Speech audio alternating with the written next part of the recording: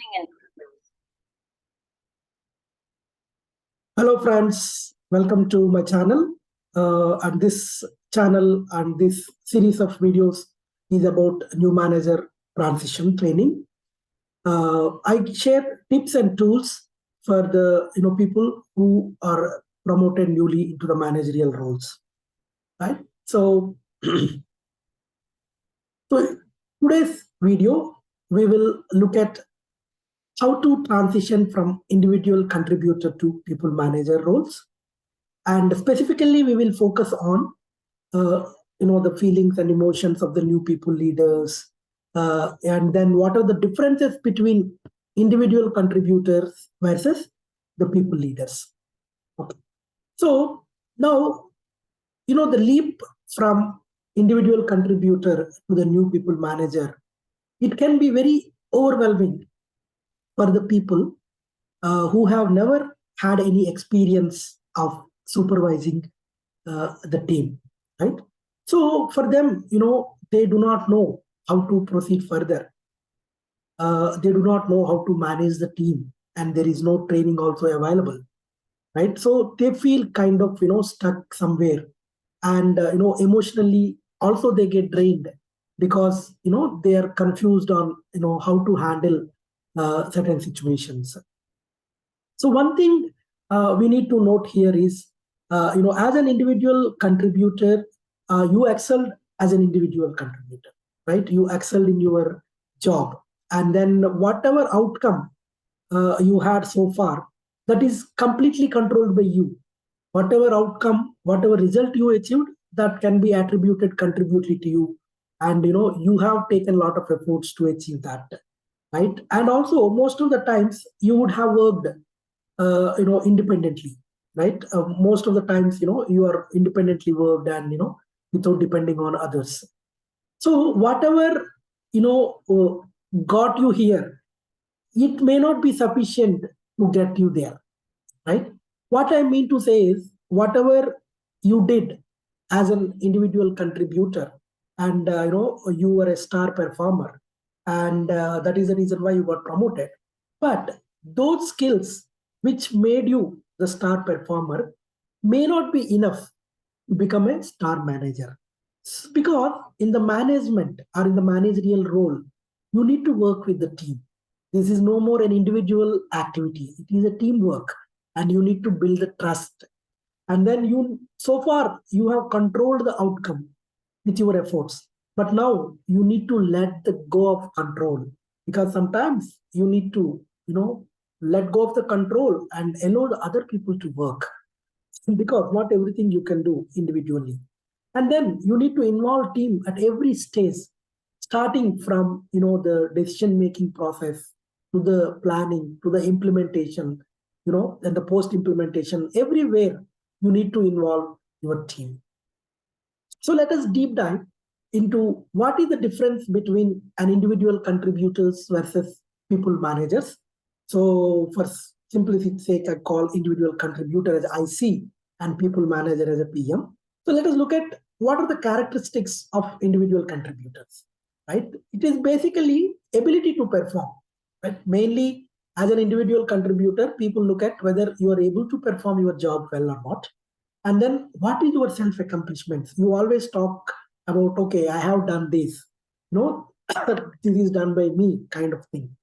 And then self monitoring and self discipline, you are always monitoring yourself, and you have a lot of self discipline. And then you are responsible for your work. Nobody else is responsible for your work. You are responsible for your own work. And then you know how to manage your management team, leadership team, your boss. And then you are open to the feedback, and you most of the time you hear from your leaders or your managers on what needs to be done, or what are the changes happening in the organization, and then you follow the leader as an individual contributor. Now when it comes to the people manager, the success depends on how much ability you have to lead the people, right? From ability to perform, the shift should happen from to ability to lead. Okay. And then the team accomplishments, right? Because you are working as a team, you have a team now. And now you cannot say that I have done everything. You need to give credit to your team. So you should start saying we, us sometimes. And then team monitoring and discipline, right? Because you need to monitor the team. Is everything, happening as per the expectations? Is everybody doing, whatever they're supposed to do? And, whether people are disciplined enough, right? To complete the tasks. All those things you need to start monitoring. And you need to take accountability for your team deliverables. Earlier, you were responsible for your own work. No, whether somebody else did their work or not, that was not your job. But now you have to take the accountability for team deliverables. You cannot say that, my team member does it. You have to take the accountability. And then managing downwards and peers means, in addition to managing your managers, bosses, leaders, you need to manage now your team as well as your peers, your cross-functional teams. And then, in addition to getting feedback from your manager, now you need to provide feedback to your team, constructive feedback. What is constructive feedback? You need to guide the team. Okay, whatever happened is happened. What can be done to correct it, or how your team members can proceed further in future? And then execute. You need also to execute the hard actions, and then you also need to lead from the front. So many people think that, when they become from individual contributors to the people managers, it is just a jump from IC to PM, and I don't need to do the actions which are listed on the left side. But it is not correct. You need to do whatever is, shown on the left side as an individual contributor. Plus, you also have to do the responsibilities of the people manager. You need to do your own work, plus you need to get things done. You need to showcase your accomplishments, your self-accomplishments, plus you need to showcase your team accomplishments. You need to have self-discipline. You also need to have team discipline. You need to be responsible for your own work. You need to be accountable for team deliverables. You need to manage upwards, downwards, peers, horizontal, lateral, vertical, whatever it is. You need to be open to the feedback from the team, your manager. At the same time, you need to give feedback to your team. And now you need to hear from your managers, and you need to pass on that communication, the message to your team. Sometimes you have to execute the hard actions as a manager. And now you also need to lead from the front. So friends, leadership is not a luxury. Leadership is responsibility. Okay, stay tuned for more. And, we will discuss more topics. By the way, my name is Vijay Kumar Pita. I'm an international trainer on soft skills and leadership skills.